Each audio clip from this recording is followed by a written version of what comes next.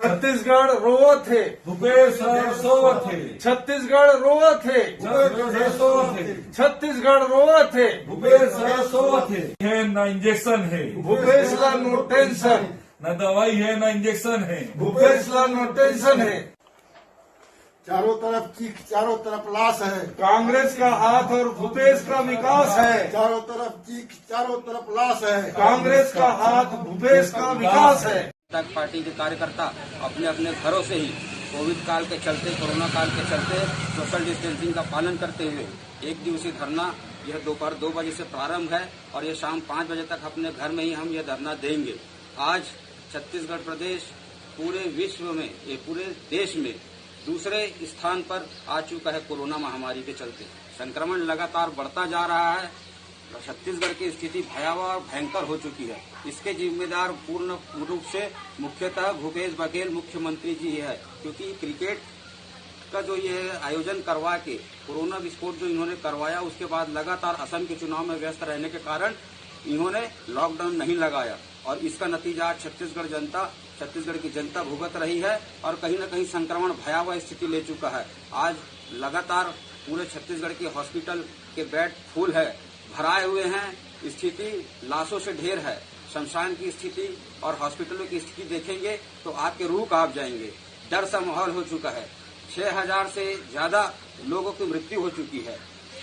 लगभग 6 लाख से ऊपर लोग छत्तीसगढ़ में संक्रमित है।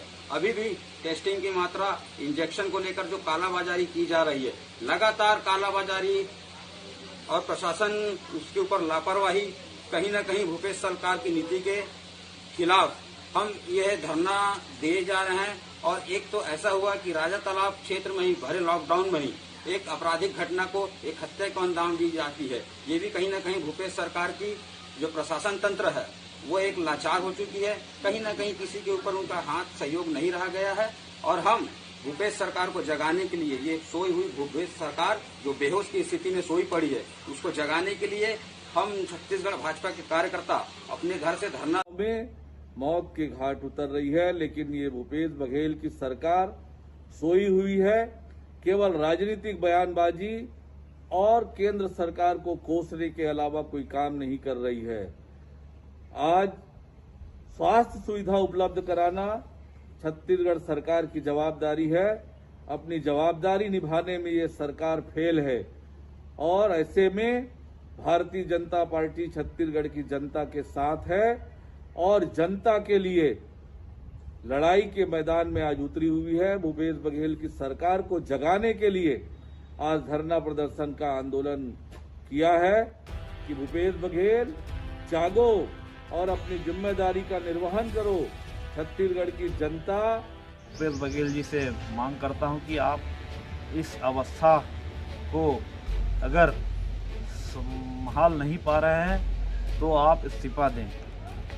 जैसे कि हम सब ने देखा है कि रेमडेसिविर इंजेक्शन जो वर्तमान में एक संजीवनी बूटी का काम कर रही है, उसे भी इस प्रदेश की कांग्रेस सरकार ने महाराष्ट्र के दाम से डबल दाम पे छत्तीसगढ़ के जनता के लिए खरीदा। कहीं ना कहीं एक खुला भ्रष्टाचार भी छत्तीसगढ़ की कांग्रेस की सरकार कर रही है। ये आपदा को ये अवसर बदलने का काम कर रही है इस प्रदेश की सरकार।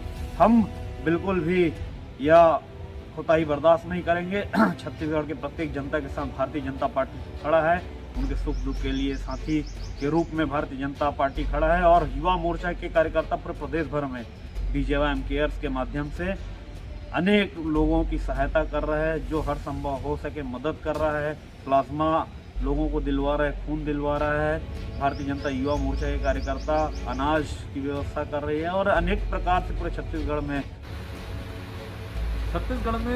बढ़ते हुए कोरोना संक्रमण के बीच में जिस तरीके की गैर संवेदनशील हरकतें भूपेश बघेल की सरकार कर रही है, आज मजबूर होकर भारतीय जनता पार्टी छत्तीसगढ़ के कार्यकर्ताओं को सड़क पर आना पड़ा और तमाम कोविड-19 की गाइडलाइन का पालन करते हुए, लोगों का समर्थन लेते हुए बीजेपी के सभी कार्यकर्ता अपने घरों के सामने आज इस सरकार के खिलाफ में एक दिवसीय धरना दे रहे हैं। आज कोविड के समय हमको मजबूर होना पड़ा है इस सरकार के खिलाफ में हमको धरना देकर इस सोई सरकार को, इस कुंभकर्णी नींद में सोई भूपेश बघेल की सरकार को जगाना पड़ रहा है। जो छत्तीसगढ़ एक छोटा सा प्रदेश जो संक्रमण के प्रारंभ में सबसे बेहतर स्थिति में था। आज संक्रमण के 1.25 साल में आज पूरे देश के अंदर में सबसे भीषण स्थिति में यदि कोई प्रदेश है तो वो छत्तीसगढ़ प्रदेश है। यदि आज हम संक्रमण की बात करें तो सबसे तेज गति से संक्रमण छत्तीसगढ़ में हो रहा है। मृत्यु दर यदि सबसे ज़्यादा किसी प्रदेश में है तो वो छत्तीसगढ़ के अंदर में है। आज इस छत्तीसगढ़ में न तो अस्पताल है, न ही ऑक्सीजन बेड की आवश्यकता है।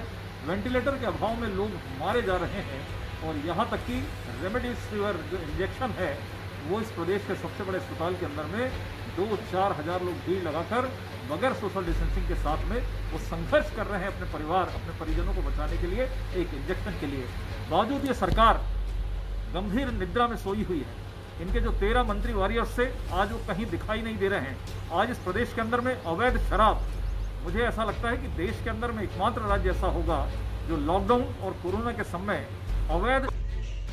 भूपेश बघेल मुर्दाबाद, मुर्दाबाद मुर्दाबाद भूपेश बघेल मुर्दाबाद, मुर्दाबाद मुर्दाबाद छत्तीसगढ़ रोवा थे, सर सोवा थे, छत्तीसगढ़ रोवा थे, सर सोवा थे, छत्तीसगढ़ रोवा थे, सर सोवा थे, छत्तीसगढ़ रोवा थे, सर सोवा थे। पीएस बाबा मुर्दाबाद, मुर्दाबाद मुर्दाबाद भूपेश बघेल मुर्दाबाद, मुर्दाबाद मुर्दाबाद पीएस बाबा मुर्दाबाद। मुर्दाबाद।